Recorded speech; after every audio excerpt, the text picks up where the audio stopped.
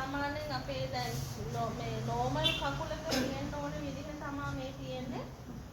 normal arch එකක් වෙන්නේ එයාගේ arch එක height නෑ flat up නෑ.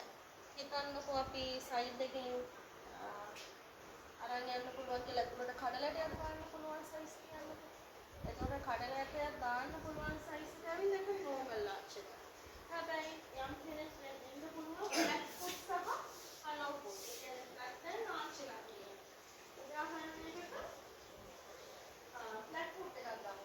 flat foot කියන්නේ especially obese කට්ටියට එහෙම නැත්නම් යම් කකුලට මහත කට්ටිය එහෙමත් නැතිනම් කකුල් ගොඩක් මහත size ගොඩක් තියෙන මහතට තියෙන කට්ටියට flat foot ඇති වෙනවා. ඊළඟට the flat foot ගැන කතා කරනවා නම් flat foot එකේ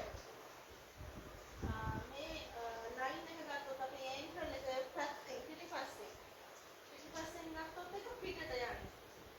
ඒ කියන්නේ අඩිය තියන්නේ ඇතුළට. එතකොට ඕගොල්ලන්ගේ මතක් කරලා බලන්න ඔයාලා දාන බාට එක ගෙවෙන්නේ ඇතුළටද පිටටද කියලා.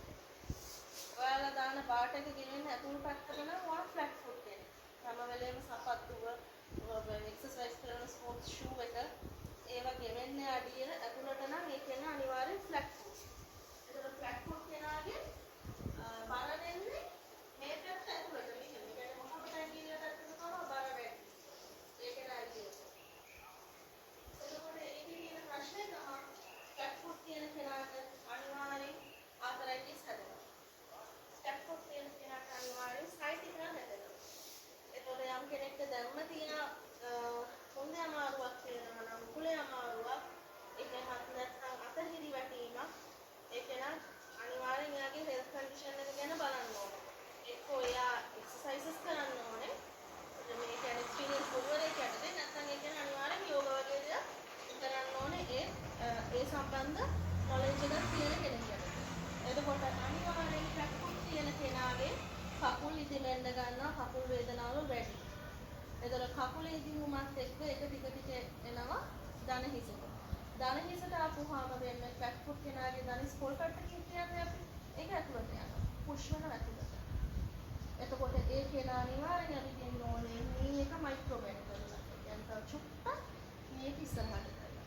එහෙම කරොත් තමයි යම් තාක් දුරට අර මම කියන ආතරයිටිස් ඉෂුස් නැත්තම් මේ සයිටිකා පේන් එක යටපත් කරගන්න පුළුවන්. නැත්තම් නී එකත් එන්නෙන් කම්ප්‍රෙස් වෙනකොට සයිටික් නර්ව් එක පින්ච් වෙන්න ගන්නවා. සයිටික් නර්ව් එක පින්ච් වෙන්න ගත්ත ගමන් වෙන්නේ ඒක කොන්ද හරහා උඩට එනවා හිත බෙල්ලට එනවා.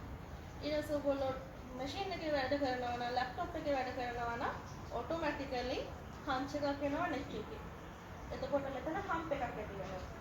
ඊට පස්සේ ඕකෝයි විදිහට ගිහිලා අත දිගේ අත හිරිවැටීමේ වේදනාව දක්වා ඇවිල්ලා අත ඔපරේෂන් කරන්න සර්ජරිස් වලට යනකම්ම යන්න වෙනවා. ඔන්න ඔය තත්ත්වය වෙනවා ෆ්ලැට් ෆුට් කෙනෙක්ට. එතකොට යම් කෙනෙක් වෙන්න පුළුවන් හයි ආච්. අර මං කිව්ව ප්‍රමාණයට වඩා ඇතුලේ සිදුර වැඩි. ස්පේස් එක වැඩි.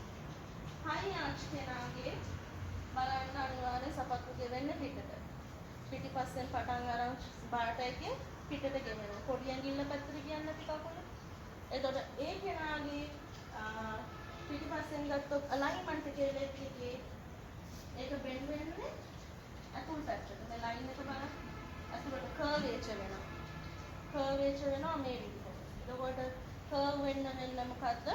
ඇන්කල් එක කම්ප්‍රෙස් වෙනවා. ඊට පස්සේ ඇන්කල් ඉෂුස් ඇති වෙනවා. එතකොට හයි ආච් ඊළඟට හොයාගන්න ලේසි ස්නායු රෝග අනිවාර්යෙන් හයි ආචස් තියෙන කට්ටියට අවුරුදු 40න් පස්සේ හරිය අවයනස් පුල් වෙන්න ඕනේ. හයි ආච් තියෙන කෙනෙක්ගේ කකුල් ඇඟිලි බලන්න ඒක ඇකිලෙනවා. හයි ආච් කෙනෙක්ගේ ඇඟිලි ඇකිලිලා තියෙනවා. අපි දැන් මේ ක්ලාස් එකෙන් පස්සේ අපි හැමෝම නැගිටලා තමන්ගේ කකුල් බලමු. හයි ආච් කෙනාගේ ඔක්කොම මේ ටෝස් ටික මෙහෙම එකතු වෙලා තියෙන්නේ බිමට. ඒක මේ විදිහට ෆ්ලැට් හිටින්නේ. කර්ල් වෙලා. එතකොට ඒ අයගේ නර්වස් සිස්ටම් ඉෂුස්, ලේ ගමනාගමන ඔළුවට යන තත්ත්වය අඩුපාඩු, එතකොට මතක ශක්තිය දුර්වලතා, ඩිමෙන්ෂියා, ඔන්න ඔය වගේ තත්ත්වයන් නැති වෙන්න පුළුවන්. අර මං කියන විදිහේ හිප් පේන්, ස්පයිනල් ඉෂුස් එනවට අමතරව. හයි ආච් කෙනෙක්ගේ අනිවාර්ය ස්කෝලියෝසිස් තත්ත්වයන් නැති වෙන්න පුළුවන්. කියන්නේ කොන්දද වෙනවා කියන්නේ අර පැටි කුඩේ කියන්නේ සිංහලෙන් අපි. ඔන්න ඔය තත්ත්වයන් වෙන්න පුළුවන්. හයි ආශ කෙනෙක්ගේ අනිවාර්යෙන් හිප් එකේ එක pelvic එකක් tilt up වෙලා තියෙනවා. ඒක. තේරුණාද? එතකොට tilt up එකත් එක්ක අන්න අර කිව්ව විදිහේ spinal issues ඇති වෙන්න පුළුවන්. tilt එකත් එක්ක nervous system එකේ issues ඇති වෙන්න පුළුවන්. සහ හයි ආශ කෙනෙක් flat foot අයට වඩා mentally හරිම stress. ඒ කෙනාට stable කරගන්න හරි අමාරුයි. ඒගොල්ලන්ගේ mentality එක එයාට වැඩ වැඩි වුණාම overload වුණොත් දැන් flat foot කෙනෙක්ට වඩා එයා stress වැඩි හයි ආශ කෙනෙක්. ඔන්න ඔය වගේ තත්ත්වයන් තියෙනවා. හරි. අපි කට්ටිය නැගිටලා බලමු මම තමන්ගේ කකුල. දැන් උදාහරණයක් මම මගේ කකුල ගැන කතා